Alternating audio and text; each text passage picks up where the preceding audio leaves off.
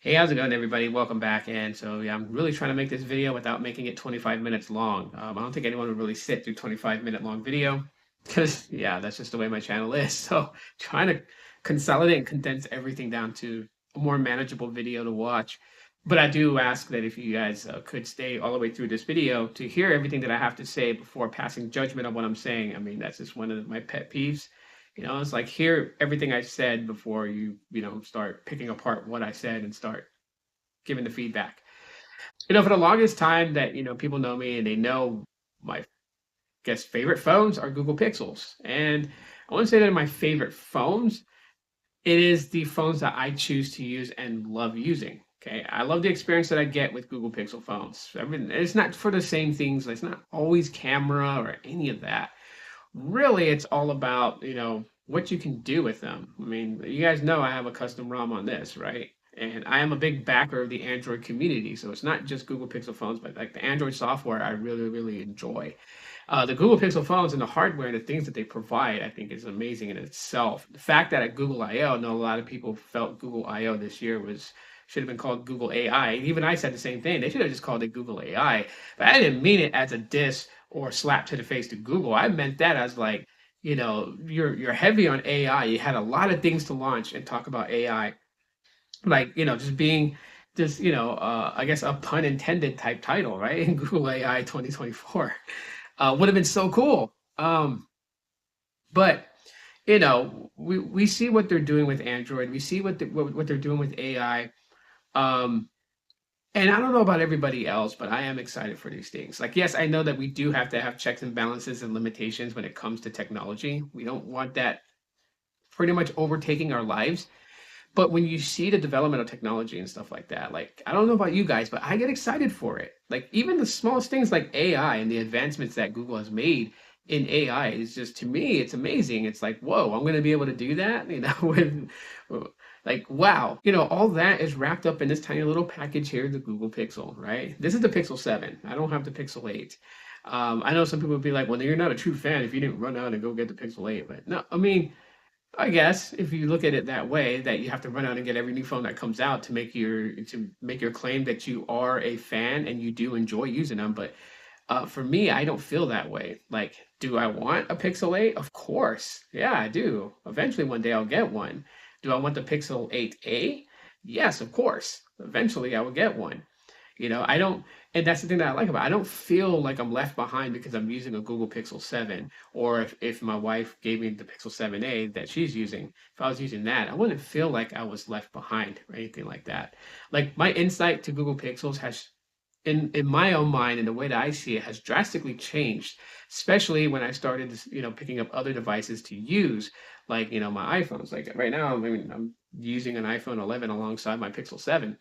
But the iPhone 11, the iPhone 12 that I have, the iPad that I recently got from my sister, like, I've been using iOS. I've used Samsung devices that have one UI and really got to get to know these operating systems and their custom skins fairly well. And they are great experiences. I'm not trying to crap all over them and say, oh, they're junk. Just go get a Pixel. Like, I would tell myself to get a Google Pixel, but I'm not going to go out there and say that you guys have to. I mean, I love the fact that there's competition out there because then every company decides to push forward and develop and create something, you know, to try to outdo the other. And the person that wins is me and you. So I think that's great. You know, my Google Pixel 7, just from the basic things that everyone talks about, photography, it takes really good photos. And it really does, like, not just sitting here being like a on the Google Pixel fanboy side and say, yeah, it takes great photos. Like, no, it really does take good photos. I love the photos that I get from it when I take photos. And I'm not a major photographer or professional photographer or any of that stuff. But when I take photos of like events that I'm going to, like my son's, senior project presentation, I could take photos of him up there on the podium speaking on the microphone and everything. And I got a really good photo to share online with friends and family. I really appreciate that. If I want to vlog and make video for you guys, I can record a video with my Google Pixel 7. And, you know, not anyone has ever gone in the comments and talked about the quality of the video was crap. Everyone's more actually commenting on the subject of my video, the topic. And So that's good because I used to get a lot of those back then where it's like your video quality is shit, and I was recording on like the LG G Stylos and stuff like that. So yeah, it's helped. Google Pixels has helped furthered me as a content creator on YouTube and on other platforms too as well.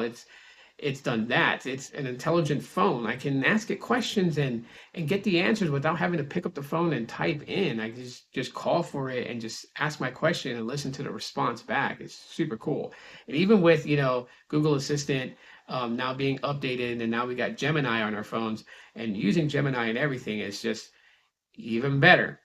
And you have a really, really good dev community behind Google Pixels and Android as a whole. And so, yeah, I have my custom ROM on here, and it brings me, enhanced features that's not in stock Android. I know some people kind of like hit at Google about, wow, you got, these features on your software, and you got custom ROMs with more features and more things in it. And it's like, hey, um, Google has their reasons why they don't do the same things that at-home developers do with custom ROMs. But the fact is that I can easily flash a custom ROM on here and gain an entirely new experience and also see what someone else's perception of a Google Pixel should be and enjoy their work.